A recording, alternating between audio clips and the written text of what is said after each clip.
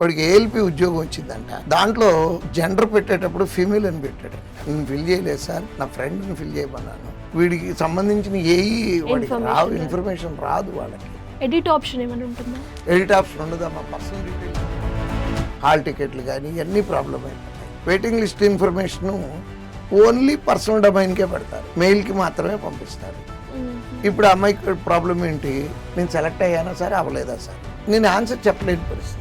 జీవితంలో చేసిన చిన్న చిన్న తప్పులు తెలిసి చేసినవి కాదమ్మాయి, తెలియక చేసినటువంటి తప్పుల మూలాన నిజంగా అమ్మాయికి ఉద్యోగం వచ్చిందా లేదా అనేది కూడా ఈ నిమిషం తెలియదు మనకి.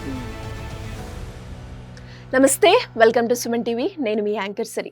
ఏదైనా ఒక ఎగ్జామ్ మనం అప్లై చేసే ప్రాసెస్లో ఎస్పెషల్లీ మనం ఈరోజు రైల్వే నోటిఫికేషన్కి సంబంధించి మనం మాట్లాడుకుంటే ఒక స్టూడెంట్ ఫామ్ ఫిల్అప్ చేసే ముందు ఎలాంటి జాగ్రత్తలు పాటించాలి. సో ఈ వీడియో కంప్లీట్గా మిస్ కాకుండా చూడండి అండ్ కుదిరితే వీలైనంత మందికి షేర్ చేయండి. బికాస్ డీటెయిల్ ఇన్ఫర్మేషన్ ఉంటుంది. మనం చేసే చిన్న పొరపాటు వల్ల దాని ఇంపాక్ట్ ఏ విధంగా ఉంటుంది అనే దాని గురించి ఈరోజు మనకి క్లియర్గా ఇన్ఫర్మేషన్ ఇవ్వడానికి శ్రీధర్ గారు రెడీగా ఉన్నారు. అడిగి తెలుసుకునే ప్రయత్నం చేద్దాం. నమస్కారం సార్. నమస్తే అమ్మా. సార్, చాలా ఎక్స్పీరియన్సెస్ అయితే ఇంతకు ముందు మనం ఈ వీడియో చేసే ముందు మాట్లాడుకోవడం జరిగింది.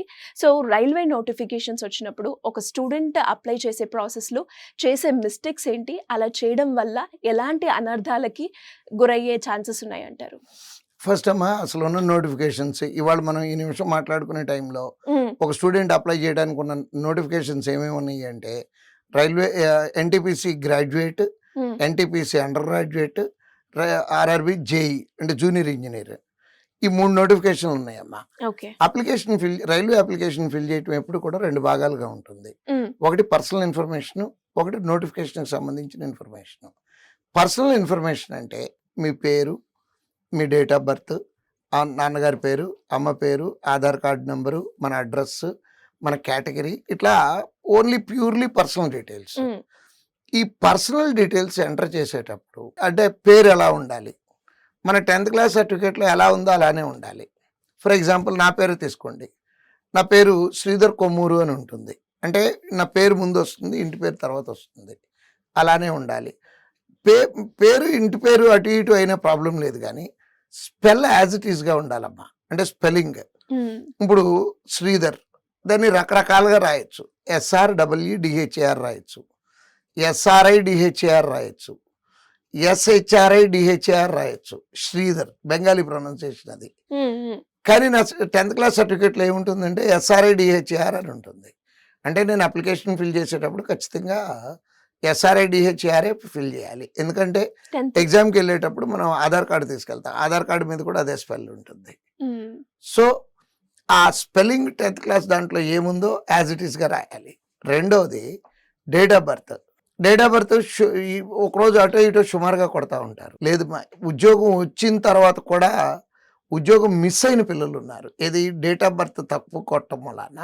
అంటే వాళ్ళు ఏమంటారంటే ఎఫిడవిట్లు ఇవ్వచ్చు కదండి, అది కదండి, ఇది కదండి. దానికి కోర్టులు ప్రాసెస్లు ఉంటాయి, గ్యారంటీగా ఉంటాయి.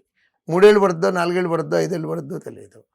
అయినా మనం ఫిల్ చేసేటప్పుడు మనం ఫిల్ చేసేటప్పుడు జాగ్రత్తగా ఫిల్ చేసుకుంటే సరిపోతుంది కదా. మళ్ళీ ఈ టెన్షన్ అంతా తీసుకోవాల్సిన అవసరం లేదు. నెక్స్ట్ కేటగిరీ ఒకటి. అంటే ఈ కేటగిరీలో వచ్చేటప్పటికమ్మా యాక్చువల్గా బాగా ఎక్కువ ప్రాబ్లం వచ్చేది ముస్లిమ్స్కి వస్తూ ఉంటుంది. ఎందుకు వస్తుందంటే, ముస్లిమ్స్ మన స్టేట్లో అంటే ఏపీలో కానీ తెలంగాణలో కానీ BCE అనే కేటగిరీ కింద ఇస్తారు వాళ్ళకి. కానీ సెంట్రల్ గవర్నమెంట్ దాంట్లో they belongs to general category. BC కాదు వాళ్ళు, అంటే వాళ్ళు ఓబీసీ పెట్టడానికి వీలు లేదు. ఈ పొరపాటున అంటే ఇక్కడ BCE ఉంది కాబట్టి మేము అక్కడ ఓబీసీలు అయిపోతాం అనుకొని పెడతారు. కేటగిరీ ప్రూవ్ చేసుకోలేకపోతే ఉద్యోగం రాదమ్మా. సో అందుకని అంటే చిన్న తప్పులు, ఇంత చిన్న తప్పుకి ఇంత కాస్ట్లీ పెనాల్టీ పడుతుందా అనేది పిల్లలకి తెలియదమ్మా. ఎంత జాగ్రత్తగా అంటే అంత జాగ్రత్తగా చేయాలి. ఎడిట్ ఆప్షన్ ఏమైనా ఉంటుందా?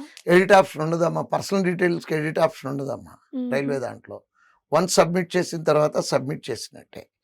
నెక్స్ట్ దీని మూలం జరిగే నష్టాలు అంటే ఈ అనుభవంతో చెప్తున్నాను. ఈ ఇంతకు ముందు జరిగినటువంటిది ఒక 4-5 ఇయర్స్ బ్యాక్ ఓ పిల్లోడు నా ఆఫీస్ రూమ్ బయట తిరుగుతూ ఉన్నాడు. ఏంటి సార్ అని, ఏంటన్నా లోపలికి రా అని పిలిస్తే రావట్లేదు. నేనే బయటికెళ్ళి ఏంటన్నా అని అడిగితే, మీరు నేను డౌట్ ఉంది నాకు, నేను అడిగితే మీరు కొడతారు నన్ను అన్నాడు. నేనెందుకు కొడతానన్నా నిన్ను అంటే, లేదు సార్ నేను అడిగే డౌట్ కొడతారని. అలా బతిలాడిన తర్వాత లాస్ట్‌కి చెప్పింది ఏంటంటే, హ్మ్. వాడికి ఏఎల్‌పి ఉద్యోగం వచ్చిందంట. హ్మ్. దాంట్లో జెండర్ పెట్టేటప్పుడు ఫీమేల్ అని పెట్టాడంట. నేను అడిగా, అన్నా నీకు జెండర్ తెలియకుండా పెట్టావా అని. లేదు సార్ నిజం చెప్తాను మళ్ళీ కొడతారు ఇప్పుడు మళ్ళీ అన్నాడు. హ్మ్. ఇందాక కొట్టినోడిని ఇప్పుడు ఎందుకు కొడతానని అడిగితే అతను ఏం చెప్తున్నాడు అంటే, నేను ఫిల్ చేయలేదు సార్, నేను మా ఊళ్ళో ఉన్నాను, నా ఫ్రెండ్‌ని ఫిల్ చేయమన్నాను. ఆడు తెలిసి పెట్టాడో తెలియక పెట్టాడో నాకు తెలియట్లేదు ఈ రోజుకి కూడా. బట్ ఉద్యోగం వచ్చిందమ్మా. 2, 3 ఏళ్ళు పోరాడిన తర్వాత వచ్చింది. అంటే లైఫ్‌లో ఒక చిన్న mistake MF selection drop down box అది. అది 3 సంవత్సరాల పాటు పోరాడిన తర్వాత ఆ పిల్లోడికి ఉద్యోగం వచ్చింది. 3 సంవత్సరాలు ఎంత వేదన పడి ఉంటాడో ఆలోచించండి. ఖచ్చితంగా. అబ్బా! అన్‌బేరబుల్ జాబ్ ఇది. వచ్చినట్టే ఉంది గానీ, మన ఆ! చేతి దాకా చిక్కలే. నెక్స్ట్ తర్వాత రిగార్డింగ్ మెయిల్ ఐడీ హ్మ్. And mobile number. పాత రోజుల్లో అయితేనమ్మా ఎగ్జామ్‌కి అప్లై చేశాక హాల్ టికెట్ ఇంటికి పోస్ట్‌కొచ్చేది. హ్మ్. ఇప్పుడు ఓన్లీ మెయిల్‌కే వస్తుంది. పిల్లలు ఏం చేస్తారంటే, ఏది పడితే అది పాస్వర్డ్ పెట్టేసి వచ్చి, సార్ నా మెయిల్ ఐడీ హ్యాక్ అయిందండి అంటాడు. హ్యాక్ కాదేం కాదు, అక్కడ జరిగింది ఏంటంటే వీడు పాస్వర్డ్ మర్చిపోయాడు. హ్మ్. ఆ రికవరీ ప్రాసెస్ కూడా కరెక్ట్‌గా పెట్టుకోకుండా వదిలేస్తా ఉంటారు. దానికి కూడా ఆ తప్పుకైతే అసలు సొల్యూషనే లేదమ్మా. హ్మ్. అంటే ఆ మెయిల్ ఐడీ గనుక లేకపోతే వీడికి సంబంధించిన వాడికి రావు, ఇన్ఫర్మేషన్ రాదు. ఇన్ఫర్మేషన్ రాదు వాళ్ళకి. హాల్ టికెట్లు గానీ ఇయన్నీ ప్రాబ్లమ్ అయిపోతాయి. అందుకని అప్లికేషన్‌లో పెట్టేటప్పుడు పెట్టినటువంటి మెయిల్ ఐడీ ఇంక వేరే పర్పస్‌లు ఏది వాడకుండా దాని వరకే ఉంచుకొని, అదే విధంగా మొబైల్ నంబరు. కొన్ని సార్లు మొబైల్‌కి కూడా మెసేజ్‌లు వస్తా ఉంటాయి. ఈ జాగ్రత్తలు తీసుకోవాలి. ఆ పర్సనల్ ఇన్ఫర్మేషన్‌లోనే ఉంటాయమ్మా ఇయన్నీ కూడా. ఈ ఇంటర్వ్యూకి రావటానికన్నా ముందు ఒక్క నిమిషం ముందు నాకొక అమ్మాయి నా దగ్గరికొచ్చింది. హ్మ్. ఏంటంటే, సార్ నా మెయిల్ మొత్తము ఫిల్ అయిపోయింది. నాకు మెయిల్స్ రావట్లేదు. నేనది ఇవాళే చూసుకున్నాను. గడిచిన 3 నెలలుగా నాకు మెయిల్స్ రావట్లేదండి. హ్మ్. అది నేను ఇవాళ చూసుకుంటే నాకు అర్థమైంది అంది. ఆ అమ్మాయి ఏం చేసిందంటే, అమ్మాయి మొబైల్‌లో తీసే ప్రతిదీ గూగుల్‌కి సింక్ చేసేసింది ఫోటోలన్నీ. సో, మెమరీ ఫిల్ అయిపోయింది. ఆ అమ్మాయి ఒక ఎగ్జామ్ రాసి, హ్మ్. ఆ ఎగ్జామ్‌కి మెయిన్ లిస్ట్‌లో సెలెక్ట్ అవ్వలా. మెయిన్ లిస్ట్ అయితేనేమో పబ్లిక్ డొమైన్‌లో పెడతారు, వెబ్‌సైట్‌లో పెడతారు. కానీ వెయిటింగ్ లిస్ట్‌లో అమ్మాయి వెయిటింగ్ లిస్ట్‌లో ఉంది. Waiting list information only personal డొమైన్‌కే పెడతారు. అంటే మెయిల్‌కి మాత్రమే పంపిస్తారు. హుహు. ఇప్పుడు ఆ అమ్మాయికి ప్రాబ్లమ్ ఏంటి? నేను సెలెక్ట్ అయ్యానా సార్? అవ్వలేదా సార్? నేను ఆన్సర్ చెప్పలేని పరిస్థితి. దీనికి ఏమైనా సొల్యూషన్ ఉందా అని అడుగుతుంది ఆ అమ్మాయి. ఆళ్ళకి మెయిల్ పెట్టాలి. ఆ కన్సర్న్డ్ బ్యాంక్ ఆళ్ళకి. వాళ్ళు రెస్పాండ్ అవ్వచ్చు, అవ్వకపోవచ్చు. సో, అంటే జీవితంలో చేసిన చిన్న తప్పులు తెలిసి చేసినయి కాదమ్మా అవును ఇయన్నీ. సార్. తెలియక చేసినటువంటి తప్పుల మూలాన చాలా నిజంగా ఆ అమ్మాయికి సఫర్ ఉద్యోగం వచ్చిందా లేదా అనేది కూడా ఈ నిమిషం తెలీదు మనకి. హ్మ్. ఒకవేళ వచ్చుంటే నష్టం జరిగిపోయినట్టు. ఇట్లా చెప్పుకుంటూ పోతే బోలెడన్ని ఎగ్జాంపుల్స్ అమ్మా. నా దగ్గర పనిచేసే ఒక స్టాఫ్ మెంబర్ కూతురు హ్మ్. నా దగ్గరే వర్క్ చేస్తాడు వాళ్ళ నాన్నగారు. హ్మ్. అమ్మాయి ఆల్రెడీ ఒక ఉద్యోగం చేస్తుంది. ఇంకో ఉద్యోగానికి సెలెక్ట్ అయింది. సెలెక్ట్ అయినట్టు తెలుసు ఆ అమ్మాయికి. హ్మ్. డాక్యుమెంట్ వెరిఫికేషన్ డేటు మెయిల్‌కి పంపించారు. హ్మ్. అమ్మాయి మెయిల్ చూసుకోలా. 1వ తారీఖు అమ్మాయికి డాక్యుమెంట్ వెరిఫికేషను. 4వ తారీఖు చూసుకుంది. ఒకటేంటంటే రిక్వెస్ట్ చేయటానికి కూడా అవకాశం లేదు. ఎందుకంటే డాక్యుమెంట్ వెరిఫికేషన్ వారం రోజులు జరుగుతుంటే ఆ అమ్మాయిది లాస్ట్ డేట్‌న. అంటే డాక్యుమెంట్ ప్రాసెస్ ఎండ్ అయిపోయింది. ప్రాసెస్ ఎండ్ అయిపోయాక రిక్వెస్ట్ చేయడానికి కూడా ఎవరు దొరకరు మనకి. సో, ఎంతటి పాథటిక్ స్టోరీలు అయిపోతాయంటే, ఉద్యోగం వచ్చిందని జనాలకు చెప్పుకున్నాము. చేరటానికి ఉండదు. అసలు వచ్చిందో లేదో తెలియట్లేదు.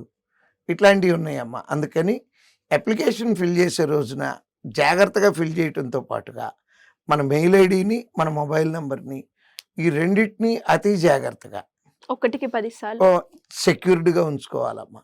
అంటే సొల్యూషన్ లేని ప్రాబ్లమ్స్ యెస్ ఇయన్నీ సార్. కూడా. నిజంగానే సార్ మీరు చెప్తూ ఉంటే జాబ్ వచ్చి కూడా వాళ్ళు ఎంజాయ్ చేయలేని పరిస్థితిలో, అది కూడా మనకి తెలిసి తెలియకుండా చేసిన మిస్టేక్‌కి నష్టపరిహారం మనం అనుభవించాల్సి వస్తూ ఉంది. అండ్ అలాగే ఒకటి మాత్రం చాలా క్లియర్‌గా అర్థమైంది. ఎంతో కాన్షియస్‌గా మనము ఫార్మ్ ఫిలప్ చేసేటప్పుడు ఉంటే అంత బెటర్ అని. Thank you sir. Thank you so much. Thank you అమ్మా.